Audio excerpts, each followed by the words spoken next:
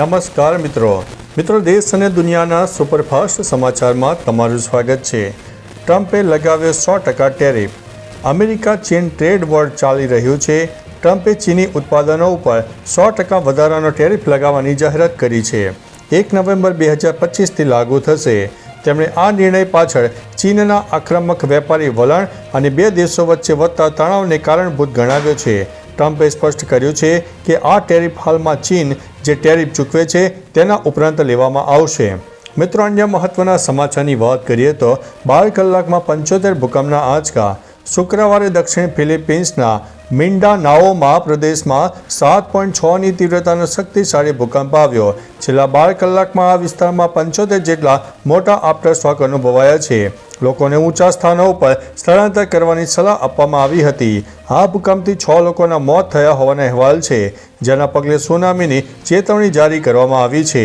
જો કે હવે જોખમ ટળી ગયું છે।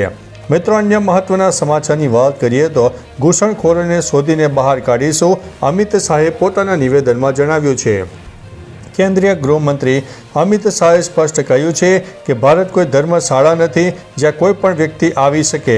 તેમણે જણાવ્યું છે કે સરકાર ઘૂસણખોરોને શોધીને કાઢશે અને તેમને દેશમાંથી બહાર કાઢશે। ભાજપે 1950થી ડિટેક્ટ, ડિલીટ અને ડિપોર્ટનું ફોર્મ્યુલા અપનાવ્યું છે। શાહે ભારપૂર્વક કહ્યું છે કે ઘૂસણખોરીને રાજકીય દ્રષ્ટિકોણથી ન જોવી જોઈએ। મતદાનનો અધિકાર ફક્ત દેશના નાગરિકોને જ મળવો જોઈએ। મિત્રો, અન્ય મહત્વના સમાચારની વાત કરીએ તો એર ઇન્ડિયાના તમામ બોઈંગ 787 ગ્રાઉન્ડ કરવાની માંગ। ફેડરેશન ઓફ ઇન્ડિયન પાયલટ્સે નાગરિક ઉડ્ડયન મંત્રાલયને એર ઇન્ડિયાના તમામ બોઈંગ 787 ડ્રીમલાઇનર વિમાનોને તાત્કાલિક ગ્રાઉન્ડ કરવાની માંગ કરી છે। એક જ અઠવાડિયામાં 2 વાર વિમાનમાં વારંવાર ખામી થવાને કારણે આ માંગ કરવામાં આવી છે। 9 ઓક્ટોબરના રોજ વિયેના અને દિલ્હી ફ્લાઇટ AL154માં ઓટો પાયલટ સિસ્ટમ નિષ્ફળ જતાં તેને દુબઈ ડાયવર્ટ કરવામાં આવી હતી। મિત્રો, અન્ય મહત્વના સમાચારની વાત કરીએ તો જાપાનમાં મહામારી જાહેર, શાળાઓ બંધ કરવામાં આવી। જાપાનમાં આ વર્ષે ફ્લૂની સિઝનમાં 5 અઠવાડિયામાં વહેલી શરૂ થતાં એક જ અઠવાડિયામાં 4000 કરતાં વધુ દર્દીઓ નોંધાયા છે। આ આંકડાને કારણે સરકારે દેશમાં ફ્લૂને દેશવ્યાપી મહામારી જાહેર કરી છે। ચેપના ઝડપી ફેલાવાને કારણે 135 જેટલી શાળાઓ બંધ કરવાની ફરજ પણ પડી છે। નિષ્ણાતો માને છે કે જળવાયુ પરિવર્તન અને સરળ આંતરરાષ્ટ્રીય પ્રવાસને કારણે ફ્લૂની સિઝન હવે કાયમી બની રહી છે। મિત્રો, અન્ય મહત્વના સમાચારની વાત કરીએ તો નોબેલ ન મળતા ટ્રમ્પે આ શું કહ્યું? નોબેલ શાંતિ પુરસ્કાર મારિયા કોરીના મચાડાને મળ્યા બાદ ડોનાલ્ડ ટ્રમ્પની પહેલી પ્રતિક્રિયા સામે આવી છે। ટ્રમ્પે ફરી પોતાને લાયક ગણાવતા કહ્યું છે કે નોબેલનો સાચો હકદાર હું જ છું। મેં લાખો લોકોના જીવ બચાવ્યા છે। ટ્રમ્પે દાવો કર્યો છે કે વિજેતા મારિયાએ તેને ફોન કરીને કહ્યું હતું કે તેઓ ટ્રમ્પના સન્માનમાં આ એવોર્ડ સ્વીકારી રહ્યા છે। બીજી તરફ મારિયાએ પણ આ એવોર્ડ વેનેઝુએલાના લોકો અને ટ્રમ્પને સમર્પિત કર્યો છે। મિત્રો, અન્ય મહત્વના સમાચારની વાત કરીએ તો બાળકો માટે મોદી સરકારનો મોટો નિર્ણય। કેન્દ્ર સરકારે આગામી શૈક્ષણિક વર્ષની શાળાઓમાં ધોરણ 3થી જ આર્ટિફિશિયલ ઇન્ટેલિજન્સ એટલે કે એઆઈનું શિક્ષણ શરૂ કરવાનો મોટો નિર્ણય લીધો છે। આ પગલું ભાવિ વર્કફોર્સને એઆઈ માટે તૈયાર કરવામાં મદદરૂપ થશે। શાળા શિક્ષણ સચિવ સંજય કુમારે જણાવ્યું છે કે શિક્ષકોને એઆઈ સાધનનો ઉપયોગ કરીને લેસન પ્લાન તૈયાર કરવા સક્ષમ બનાવવા માટે એક પાયલોટ પ્રોજેક્ટ પણ શરૂ થઈ ચૂક્યો છે। મિત્રો, અન્ય મહત્વના સમાચારની વાત કરીએ તો ઝારખંડમાં નક્સલી હુમલો, 3 જવાન ઘાયલ। ઝારખંડના પશ્ચિમ સિંહભૂમ જિલ્લાના સારંડા જંગલમાં નક્સલવાદીઓએ સુરક્ષા દળો પર મોટો હુમલો કર્યો। નક્સલ વિરોધી ઓપરેશન દરમિયાન કરવામાં આવેલા આઈઈડી વિસ્ફોટમાં CRPFની 60મી બટાલિયનના ઇન્સ્પેક્ટર કે મિશ્રા સહિત 3 જવાનો ઘાયલ થયા હતા। ઘાયલ જવાનોને તાત્કાલિક સારવાર માટે ખસેડાયા છે। આ ઉપરાંત નક્સલીઓએ એક પુલને પણ ઉડાવી દીધો હોવાના અહેવાલો છે। મિત્રો, અન્ય મહત્વના સમાચારની વાત કરીએ તો ધરાધ્રુજી ભૂકંપની 7.8ની તીવ્રતા નોંધાઈ છે। દક્ષિણ અમેરિકા અને એન્ટાર્કટિકા વચ્ચે ડ્રેક પેસેજ પર એક શક્તિશાળી ભૂકંપ આવ્યો છે, જેની તીવ્રતા રિક્ટર સ્કેલ ઉપર 7.8ની માપવામાં આવી છે।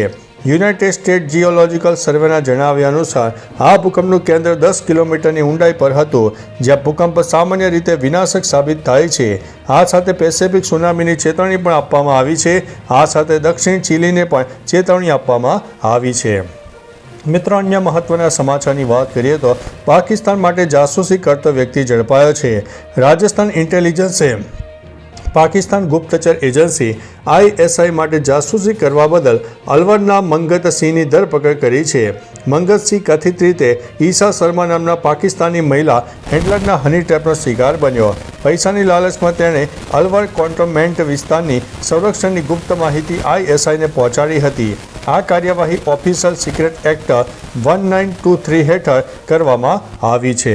મિત્રો, અન્ય મહત્વના સમાચારની વાત કરીએ તો ગુજરાતમાંથી ચોમાસાની વિદાય, 7 દિવસ વાતાવરણ સ્થિર રહેશે.